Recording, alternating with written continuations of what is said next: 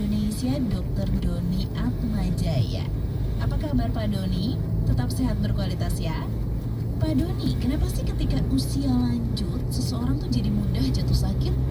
Ya, pertanyaan yang baik sekali ya Mbak Nana ya. Tapi sebelum saya jawab pertanyaan Mbak Nana, saya setuju sekali dengan pernyataan tadi Mbak Nana katakan bahwa menjadi tua itu pasti, tapi menjadi renta itu pilihan.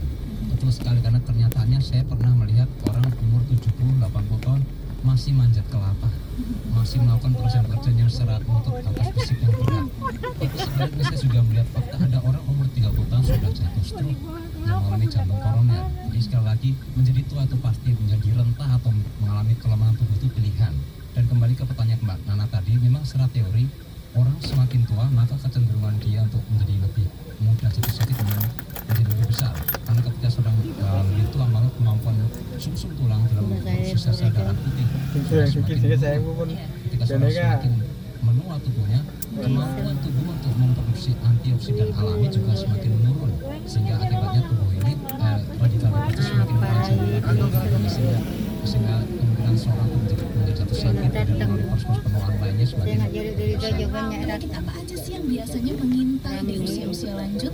Ya, jadi batasan usia lanjut sekarang sudah menjadi batasan yang rancu ya. Di masa lalu usia renta itu katakan usia 60 tahun ke atas. Faktanya sekarang umur 30 tahun orang sudah bisa mengalami stroke. Sebenarnya pertanyaan yang lebih tepat adalah penyakit apa yang meningkat seiring dengan bertambahnya usia. Itu yang paling tepat.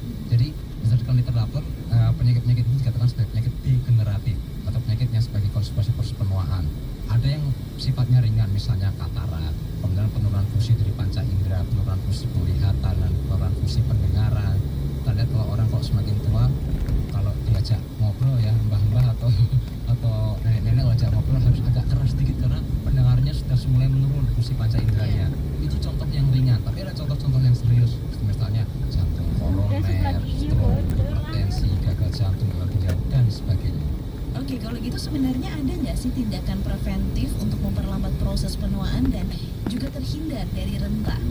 Sebenarnya ada Mbak Nana, dan cara itu adalah cara yang sangat baik, itu dengan memperhatikan gaya hidup sehat, mulai dengan tadi mengatur asupan nutrisi yang seimbang dan berkualitas, olahraga yang teratur, istirahat cukup, menghindari kebiasaan buruk, dan manajemen stres yang baik.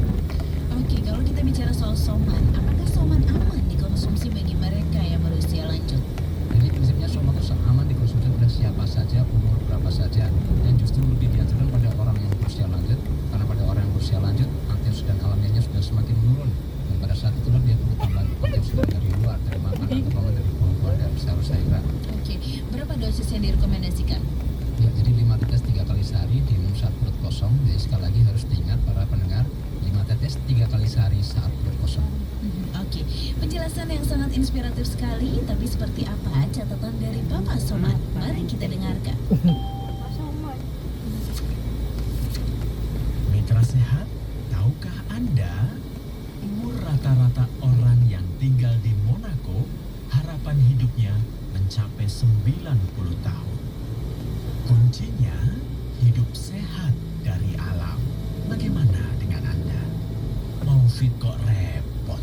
Ingat, 39 bahan alam seperti buah, sayur, dan rempah ada dalam Soman.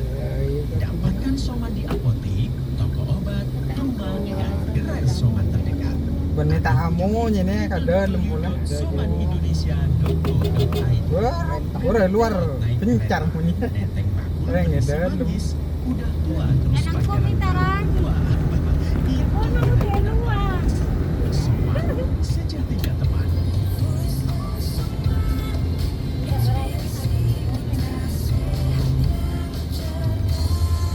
5 menit Voice of Soman. Jalan Tetes Soman di Studio Mango FM, Jalan Adi Hasan 15, Pulau Sultan, Pulau Soman. Telepon 0877 0044 atau 0819 3860 1155.